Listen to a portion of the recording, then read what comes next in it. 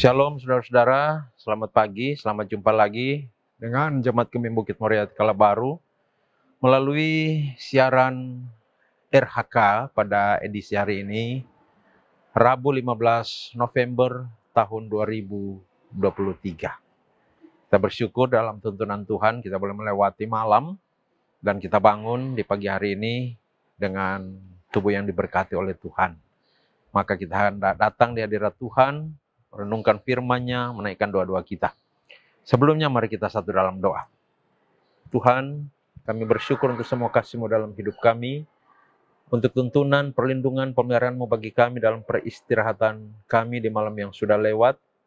Dan kini, oleh anugerah-Mu kami sudah bangun dan siap lagi untuk beraktivitas.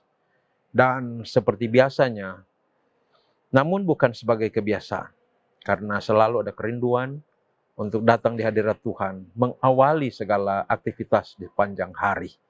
Maka kami datang ke hadirat-Mu, mempersembahkan puji, puja, sembah, hormat kami kepadamu Tuhan, dan memohon tuntunan firman-Mu bagi kami, supaya kami makin hari makin bertambah pengetahuan akan kehendak-Mu, dan semakin hidup di dalamnya.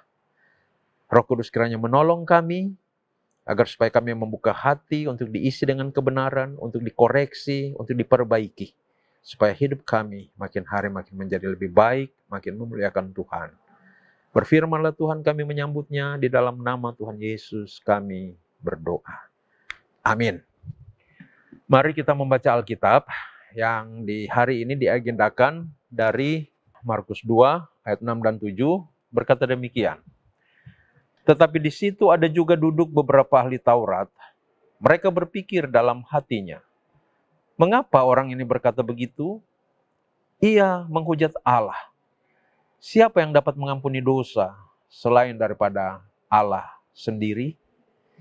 Saudara-saudara yang saya kasih dalam Tuhan kita Yesus Kristus, salah satu letak kemuliaan yang Allah berikan kepada manusia yang diciptakannya sesuai dengan gambar dan rupanya adalah rasionalitas atau intelektualitas.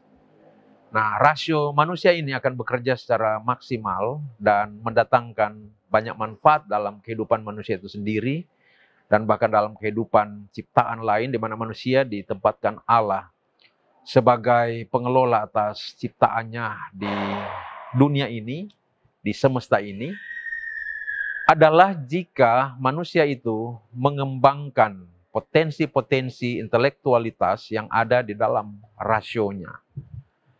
Nah, oleh sebab itu makin mengembangkan intelektualitas itu berarti terus belajar. Dan itu berarti studi. Dan semakin seseorang itu melakukan studi-studi baik secara formal maupun informal, semakin belajar, maka pengetahuannya itu menjadi semakin luas, semakin dalam, semakin tinggi.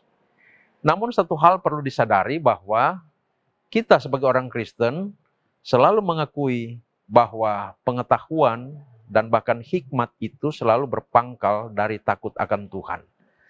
Artinya bahwa pengetahuan itu harus kita hayati, harus kita sadari, tidak pernah dapat melebihi dari eksistensi Tuhan. Setinggi-tingginya pengetahuan manusia, manusia tidak pernah dapat memahami secara tuntas tentang kebenaran-kebenaran ilahi. Oleh sebab itu, meskipun salah satu unsur kemuliaan yang ada pada manusia itu terletak pada intelektualitasnya, pada pengetahuannya, manusia harus tetap menyadari bahwa ia tak pernah dapat melewati Tuhan, dapat melewati kebenaran Tuhan, dapat melewati pengetahuan yang sempurna, yang ada pada yang maha sempurna, yaitu Tuhan. Artinya apa? Artinya yang pertama, manusia itu jangan menjadi sombong meskipun memiliki pengetahuan yang tinggi, karena dia sudah banyak belajar. Dia harus tetap rendah hati. Yang kedua, manusia itu harus tetap memiliki asumsi. Setinggi-tingginya pengetahuan yang dia peroleh, dia masih saja mungkin salah. Masih saja mungkin keliru, sehingga harus terbuka terhadap koreksi. Nah, ini asumsi yang harus ada pada manusia yang memiliki kemuliaan sebagai ciptaan yang diciptakan segambar dan serupa Allah, yang antara lain kemuliaan itu terletak pada intelektualitasnya.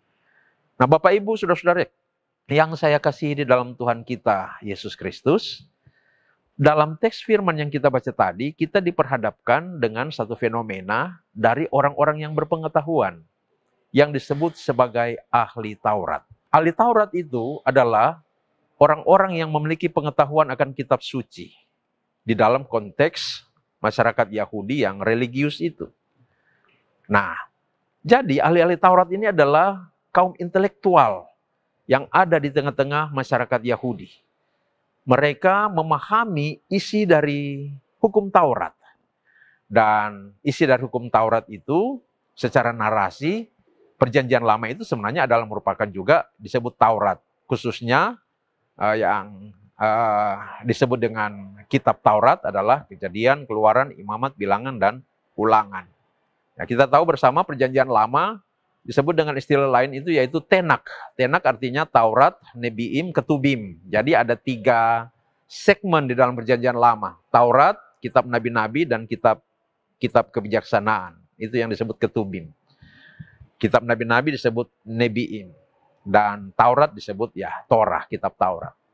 Jadi Tenak, itu adalah singkatan. Tetapi dalam rumusan hukum, Taurat itu terdiri dari 10 hukum dasar dan ada 613 hukum-hukum penjabarannya. Banyak sekali, saudara-saudara. Nah, 613 hukum penjabaran itu adalah merupakan hasil telaah dari para ahli Taurat, dan bahkan 613 hukum penjabaran dari 10 hukum dasar yang kita tahu, kita kenal dengan istilah 10 hukum Tuhan itu, masih dapat dikembangkan lagi pemahaman-pemahamannya sesuai dengan pengetahuan subjektif dari setiap ahli Taurat, saudara-saudara. Jadi contohnya di masyarakat Yahudi waktu itu ada misalnya seorang guru Taurat yang sangat hebat yang namanya Syamai. Tetapi juga ada guru lain yang dipandang juga hebat, yaitu seorang guru Taurat yang bernama, ada satu saya sudah lupa namanya, Samai dan apa yang satu itu. Yang pemahaman mereka tentang Taurat itu berbeda. Jadi misalnya Samai ini dia memahami bahwa umat Tuhan itu tidak boleh bercerai kecuali satu alasan, yaitu persinahan. Akan tetapi guru Taurat yang satu ini yang saya sudah lupa namanya itu, yang juga sangat terkenal waktu itu, dia memahami bahwa perceraian itu seperti yang dicatat di dalam Ulangan berapa itu dapat dilakukan dengan alasan apa saja, sehingga muncul 2 ranah penafsiran terhadap Taurat. Itu contoh saja ya, bahwa 613 hukum penjabaran dari 10 hukum Taurat itu masih juga bisa dipahami secara subjektif yang berbeda-beda dari setiap ahli Taurat, saudara-saudara. Nah, dalam teks pembacaan kita tadi, kita dapat melihat satu fenomena di mana ada ahli-ahli Taurat yang ketika mereka mendengar Yesus berkata kepada seorang lumpuh, "Anakku, dosamu sudah diampuni." Mereka langsung mencap bahwa pernyataan Yesus itu adalah pernyataan yang salah dan bahkan pernyataan yang sesat. Nah, di sini mereka mengekspresikan rasa tahu mereka, tetapi dengan asumsi mereka tidak bisa salah. Selain daripada itu, mereka juga mengekspresikan bahwa mereka itu menunjukkan kesombongan. Jadi ekspresi kesombongan. Bahwa mereka tidak dapat salah, Yesus yang salah. Padahal sebenarnya Yesus tidak salah. Sebab Yesus adalah Allah yang menjadi manusia. Tetapi mereka belum tahu pada waktu itu bahwa Yesus adalah Allah yang berinkarnasi menjadi manusia.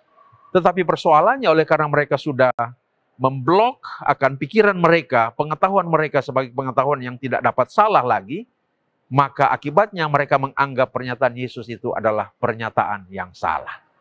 Nah, jadi kita harus selalu berasumsi setingginya pengetahuan kita masih saja mungkin keliru. Masih saja mungkin bisa dibantah apabila ada teori lain yang ternyata bisa membantah teori-teori kita. Nah, di sini saudara-saudara kita dapat melihat bahwa sepintar-pintarnya seseorang, dia harus rendah hati, tidak boleh sombong. Dan bahkan Dia tidak boleh merasa yang paling pandai. Dia tidak boleh memblok pikirannya, intelektualnya sebagai seorang yang sudah memiliki pengetahuan yang sempurna, agar supaya dia terbuka terhadap kebenaran-kebenaran yang baru. Demikian juga dalam pergaulan kita di tengah-tengah keluarga, merasa diri benar sendiri, dan merasa atau menganggap pasangan kita salah, itu adalah merupakan sikap yang perlu kita eliminir, kita kurangi sampai kemudian tidak ada lagi di dalam kehidupan kita sebagai suami istri. Artinya kita mungkin saja benar, tetapi kita juga harus menghargai pendapat dari orang lain, dari pasangan kita, dan bersama-sama mempercakapkannya untuk menemukan letak kebenarannya di mana. Keluar dari konteks keluarga, dalam konteks berjemaat, dalam konteks bermasyarakat, semuanya. Kita harus menghargai pendapat-pendapat orang lain dan tidak langsung mencapnya sebagai sebuah kesalahan dan selalu merasa diri sebagai yang paling benar. Agar supaya kita selalu tampil sebagai orang-orang Kristen dan bahkan intelektualitas Kristen yang memiliki kerendahan hati dan yang selalu terbuka terhadap progresivitas, kemajuan dalam hal pengetahuan. Terpujilah Kristus. Amin. Mari kita berdoa. Tuhan, terima kasih untuk firman-Mu yang kali ini mengajarkan sebenarnya satu hal sederhana, bahwa memang intelektualitas adalah merupakan realita kehidupan yang menjadi anugerah Tuhan bagi manusia. Oleh karena Tuhan menciptakan manusia memiliki intelektualitas yang berbeda dengan makhluk-makhluk ciptaan yang lain. Nah, karena itu Tuhan, dari firman-Mu kami kiranya menyadari, dengan memiliki intelektualitas, kami perlu mengembangkannya lewat kehidupan yang tekun belajar, studi baik secara mandiri maupun secara akademis. Agar supaya makin hari pengetahuan kami makin bertambah, kebenaran-kebenaran itu makin dibukakan, dan kami makin bertumbuh maju di dalam kebaikan-kebaikan dan kehidupan yang memuliakan Tuhan. Tetapi juga sementara itu kami mohon Roh Kudus menolong kami agar supaya kami boleh berasumsi setinggi-tingginya pengetahuan kami masih saja bisa keliru, dan karena itu harus terbuka terhadap koreksi. Dan selain daripada itu, setinggi apapun pengetahuan kami harus tetap rendah hati dan tidak sombong. Terima kasih untuk firman-Mu. Sekarang ketika kami hendak menjalani aktivitas di sepanjang hari ini, ada yang akan bekerja, ada yang akan berdagang, ada yang akan berusaha, mencari nafkah dalam berbagai bentuk profesi dan kegiatan. Demikian juga ada yang beraktivitas dalam studi, sekolah, kuliah, dan berbagai aktivitas lainnya. Mungkin ada yang berurusan dengan urusan-urusan administratif, urusan hukum, atau apapun itu. Mungkin ada yang akan menyelesaikan masalah-masalah dan menggapai harapan-harapan. Dalam semua itu kami memohon campur tangan Tuhan, Tuhan yang pimpin, Tuhan yang kendalikan kami di sepanjang aktivitas kami sepanjang hari ini.